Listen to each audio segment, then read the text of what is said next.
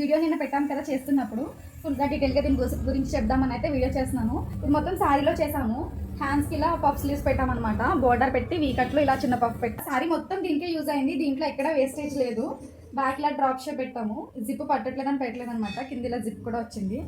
And దీనికి ఇంకోటి ఏంటంటే చున్నీ చేశారనమాట. దీంట్లో కస్టమర్ నాకు ఈ పిక్ అయితే సెండ్ చేశారు, సేమ్ ఇలా చేయమని. దీనికి ఇలాగా చున్నీ అయితే చేసాము బెల్ట్తో. ఇలా చున్నీ చేసి బెల్ట్ పెట్టామన్నమాట. అంటే ఇది కరెక్ట్గా పళ్ళు దగ్గర ఈ బ్లౌజ్ పీస్ వచ్చింది, అందుకని చెప్పేసి దీనికి ఇలా లాంగ్ దుప్పట్టా కూడా వచ్చిందనమాట. ఈ పళ్ళుని ఇలా కిందకి పెట్టేసాము. చున్నీ అంతా ఫ్రిల్స్ ఐరన్ చేసేసి స్టిచ్ వేసాము ఇక్కడ దాకా. ఇది ఇలా ఇక్కడ నుంచి ఇలా ఓపెన్గా ఉంటుంది.